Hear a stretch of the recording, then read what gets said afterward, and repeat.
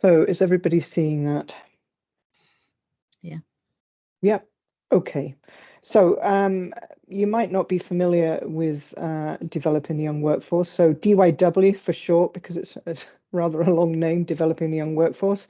So it's an initiative. It's a Scottish government initiative. There's actually 21 groups across Scotland, and we deliver the initiative for Caithness and Sutherland. So it's an initiative driving more employment engagement with education and schools. So as I said, there's 21 groups across Scotland, and we have a national group that delivers national campaigns for our young people. So for instance, in August every year, we have a hashtag No Wrong Path campaign that is delivered across Scotland. And that's really trying to raise awareness when pupils are getting their results for their exams in August, to kind of highlight that there's no wrong path for them, even if they don't do particularly well in their studies. We can all probably relate to the fact that we're probably not in our dream job, or we're not in the job that we started off as we were when we were kids. So basically, it's about no wrong path, and the fact that you develop skills and talents, etc., as you go through life in different roles. So we work closely with our counterparts in. Sorry, I'm just trying to change the slides at the same time. We work closely with our Highland counterparts in Inverness and Loch Arbor chambers, who deliver Inverness and Central and West Highland DYWs respectively. So the chamber has 4 DYW school coordinators working across the 6 high schools within Caithness and Sutherland.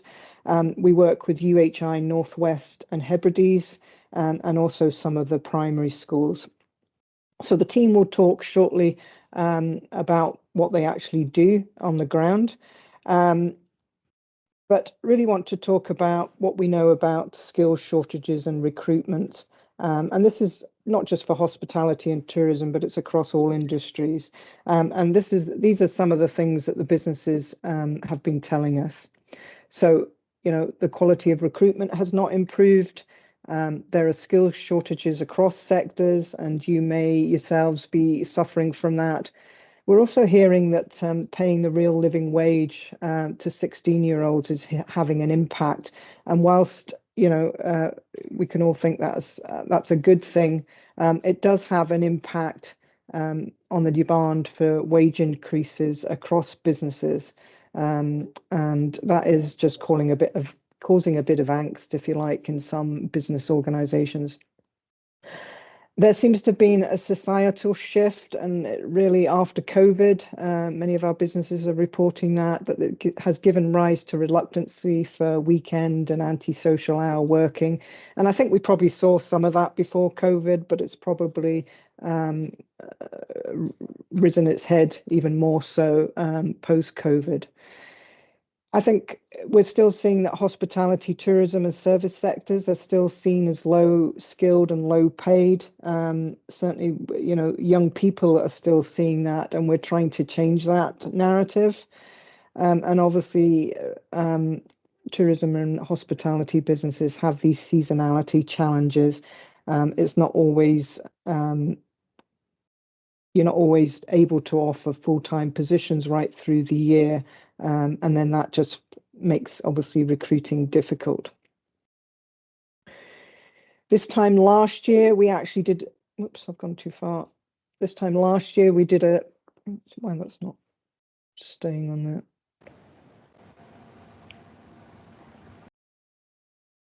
My slides are not behaving here for some reason.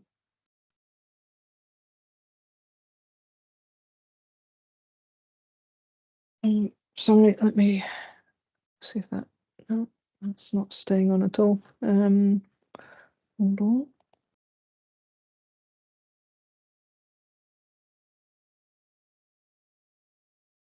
Right, I'm not getting that slide for some reason. It keeps moving on.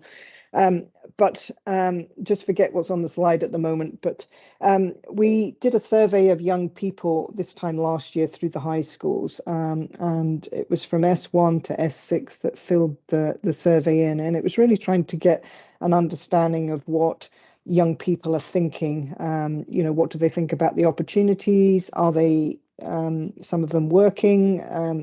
As after school? What aspirations have they got? And these are some of the things that came out were quite alarming. I think 59.4% said confidence was a real issue for them in preparing for the future.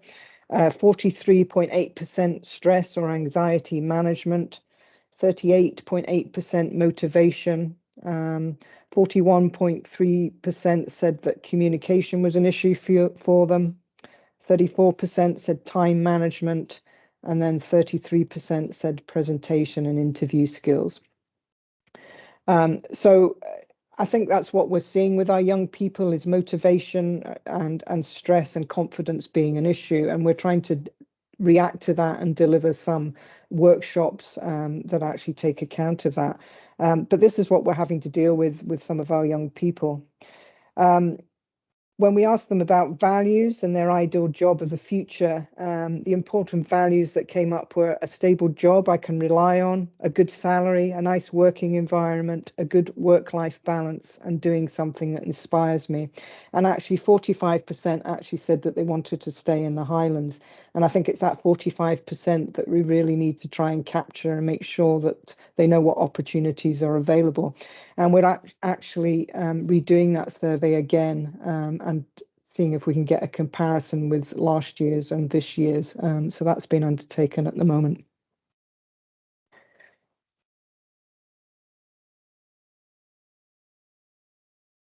So back onto this slide that's actually on the screen now, which I think you should be seeing is what is the young person's guarantee.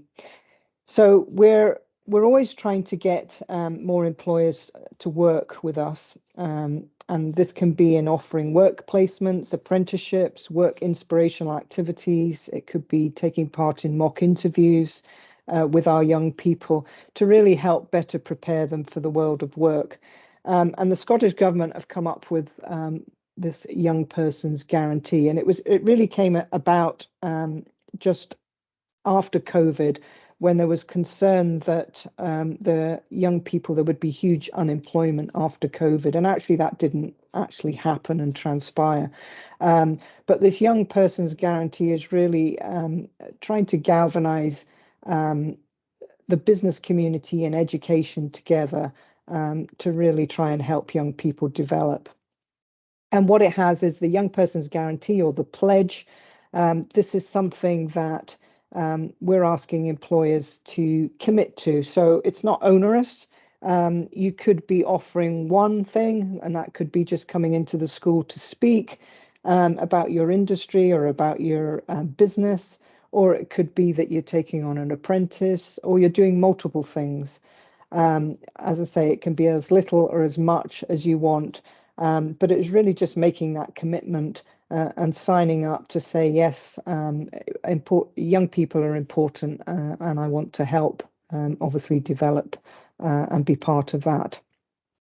So if you're interested in actually learning more about that, then obviously my team can help you go through that.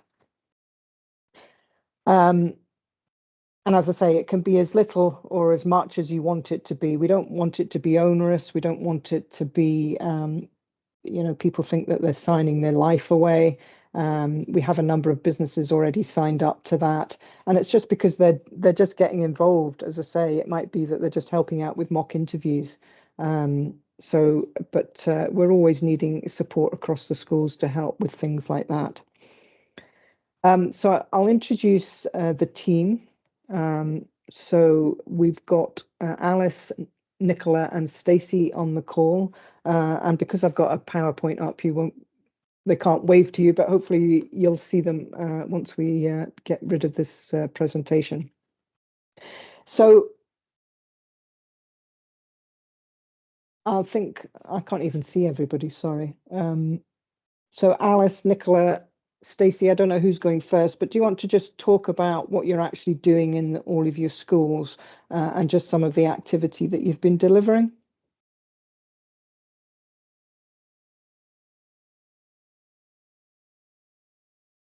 Yeah, I can go first. I'm Stacey and I cover Dornochteen and Golspie High Schools, and the way that the schools run their DYW differs quite widely between the three of them.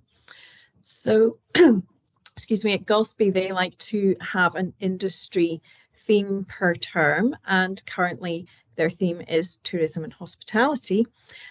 So we will be looking at that with a speakers day on March the 13th, where we get a group of speakers in and they'll do a short introduction on themselves, and then we split the children into breakout groups that our speakers will give presentations to. We're doing interactive activity with them for 15 minutes at a time, and these groups of 5 to 7 young people will rotate around 4 to 5 different speakers that we've brought in for the day. It works really well. It's really fun. It's really informal. The young people find it very easy to engage with the speakers because they're in smaller groups. I think there's a concern sometimes when I speak to new speakers that they're going to have to come in and stand in front of 30 or 40 young people who are just going to be staring at them deadpan, and that they won't have great feedback from that, or it's not targeted enough. But that isn't actually what we find when we do the events this way. It's really helpful for young people who don't know what they want to be yet, and it's really much more personal, fun, informal. The young people relax a bit and actually engage very well and have excellent questions. So that's an event I'd actually like to recruit for today. If anyone's interested on the 13th of March, that would be great. Super, thank you. And then the other things that we provide are mock interviews where we get business to come in and do short 10-minute interviews with young people, just give them that really important experience of what it's like to sit across a desk from a stranger. I don't feel that the interview itself is very like an interview, but the experience of it is so important for young people. And as Trudy was saying, the survey showed that confidence, stress and anxiety are huge things that the young people who've been through a pandemic are dealing with. So just getting them to get in a room and sit down at a desk with a stranger is a huge win. And we're always looking for people to come and help with that. I'll let the other girls have a chat now. Yeah, I'm happy to talk. I'm Alice Nicholson, and I'm another school coordinator. So I'm based, I have an office here in Thurso High School, but I work quite closely with Nicola, who's also on the call, who's in Wick, and we cover Wick, Thurso, Kinlochbervie and Farr High School when we can. So yeah, another quite kind of key part of our job and our kind of day-to-day is trying to kind of build relationships with employers and businesses to kind of advertise to them the benefit to both them and students and young people of offering work placements, so work experience for the kids. So in previous years, it would work where kind of the whole of S4 would sign up for work experience. They would kind of put their top 3 in the community, they'd get given one, and it would kind of be everybody in that year group would have done a work experience placement.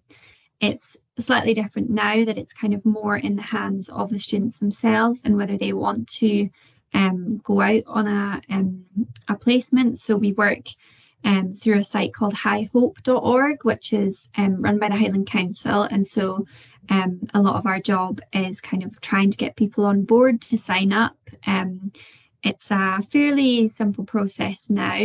We've kind of improved it and it's more slick now that employers can fill in a form that gets sent away. They have a workplace suitability check.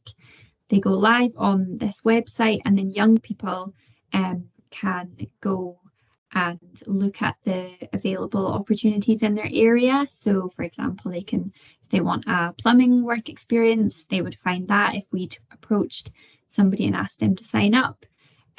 So yeah, a lot of our job is kind of trying to create those sorts of relationships and to reach out to the young people with what they want, because we're really conscious that we don't just want to kind of just, you know, get whatever we can and kind of get quantity over quality, because we want to, you know, approach people that the young people are really interested in. And certainly the hospitality sector, we are finding that, you know, so many kids that we're speaking to are really interested to go into kind of chef work or kind of baking or, you know, that sort of thing. So again, we work with the kids, we ask them what they want, and then we go out and we try and kind of cultivate relationships with employers and businesses in that way. Another thing that we do, which I think was on either the previous slide or the one before, are site visits. So again, it's kind of one thing to be in the classroom and to be learning about various different things, you know, business classes. And we have a business and IT department here, but what we find is really useful is actually getting the kids out of the classroom into a workplace. So we've got a slide up there from Merlin Cinema in Thurso. So we did a higher business trip there. So the whole higher class went to the cinema, and they had an interview with the manager at the cinema there. And we find that that kind of, it gets them out of the class into a new environment. They can see, you know, they can see somebody who's actually running a business that way. They can ask questions, but it takes their kind of theory that they're doing in class, why they're studying a subject. You know, they're not just sitting in there wondering, what's this for? How will I ever use this? But we actually get them into that environment, and they can kind of take their theory and make it practical in that sort of space. So we've also done the Wick Sheriff Court. We had some students from Thurso who went to Wick Sheriff Court and spoke with members of the team there. And what else have we done? We've got students from Wick. Nicola maybe will talk about that. They're off to Dornoch Burfield Hotel this coming week or next week again, so to see how that UHI hotel runs and let kids have kind of more of a tactile experience of going in somewhere, actually seeing how things function, and kind of hoping to inspire them to maybe pursue something like that in the future.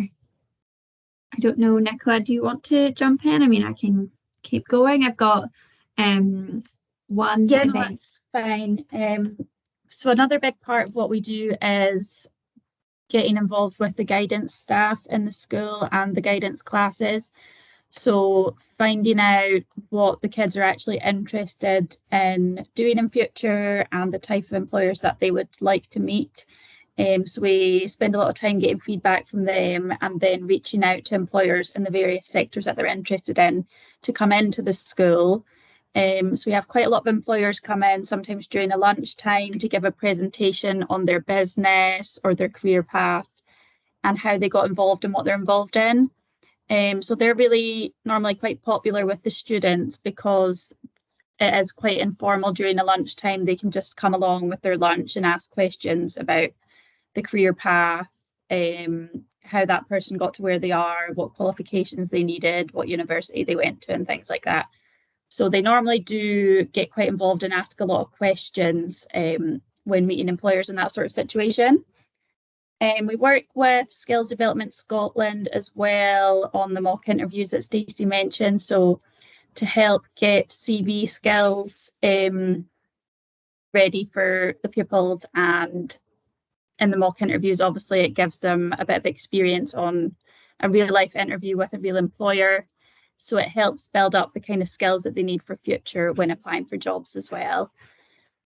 We invite employers in also to do whole year group talks, so to present to the students on areas that they might not have previously been interested in or have even heard of, so to kind of promote different career paths that the students hadn't heard about or didn't have much information on before, and it normally gathers quite a lot of interest and questions from the pupils as well.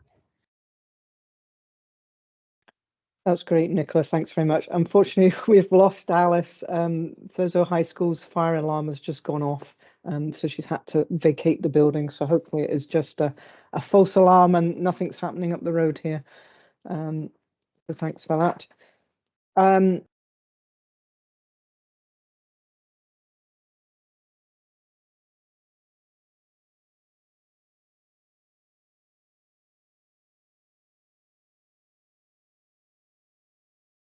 You're on mute, Trudy. Thanks, Kirsty.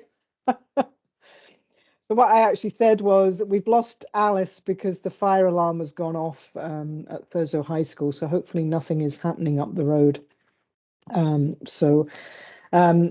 So yes, just want to highlight the jobs event that we had in Caithness at the beginning of February, and we'll be looking to do another one next year. We had about 40 employers there, and a number of young people came along as well. And it's just a great opportunity to showcase obviously businesses and what's happening in the region to obviously young people, but just it was open to everybody. It wasn't exclusively a young person's jobs event.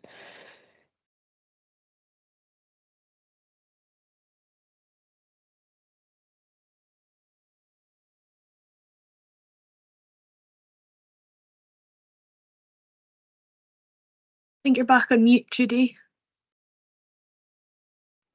Sorry, I'm having real technology challenges with my computer this morning for some reason. That just put me on mute. I think it was when I was trying to do the slides. It's playing up. But anyway, sorry about that. So the Caithness Business Fund, it's not related to DYW. It is a separate organisation, a separate fund. It is managed by the Chamber, but we kind of, there is a link with DYW in all the things that we do. We try and obviously the Chamber activity, there's just a number of things that are that cross over basically. And the Caithness Business Fund supports apprenticeships. It supports business startups as well as those looking to grow and training. But specifically, I just want to talk about the apprenticeships. So this fund covers Caithness and North Sutherland, excuse me, and it covers west out to Tongue and then kind of comes down in an arc to Brora, and it's basically that's defined as the Dounreay travel to work area. It is a private sector fund.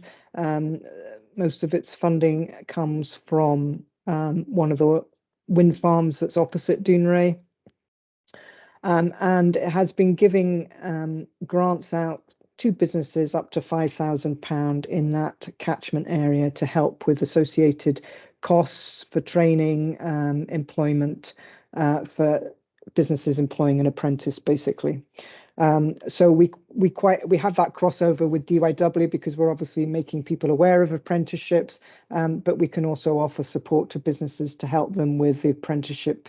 The type of apprenticeship they're looking for, because we obviously deal with the college as well and other training providers.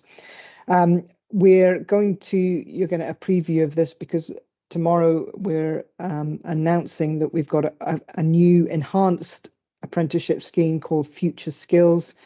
Dounreay and the Nuclear Decommissioning Authority have put £100,000 into the fund to help an enhanced scheme. So basically, if it was an apprenticeship that was up to 3 years to do, then a business could get potentially up to 24,500 to support that apprenticeship, obviously on a reducing scale. So just to make you aware of that, it is available, but as I say, there is that catchment area, so it doesn't cover the whole of Sutherland, unfortunately. I move these slides on without putting myself on mute.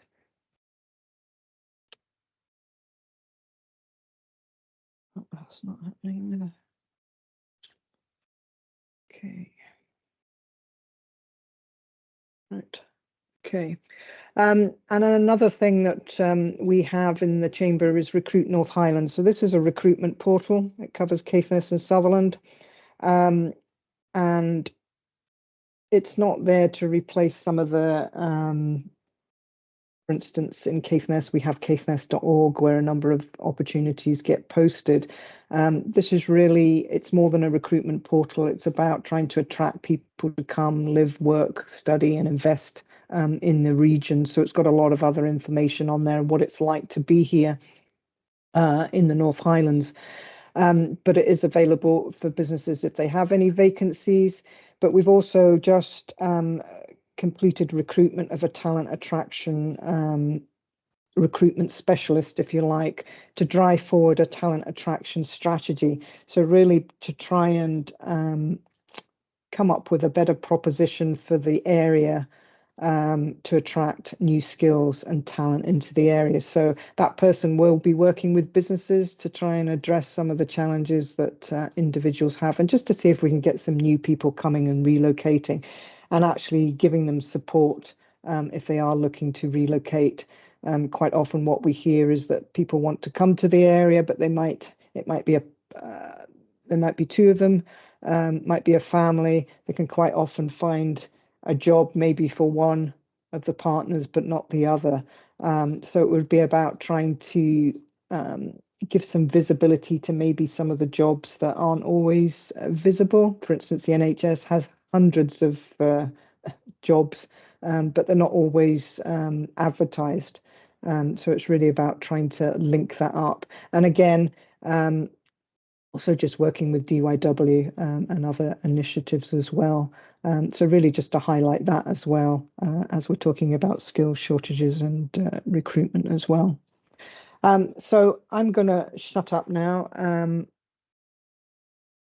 We can share these slides afterwards because it has the contact details for the school coordinators. So depending in what region you are, whether you're in Caithness or Sutherland, it will be either Stacey for Sutherland or it will be Alice and Nicola for the North.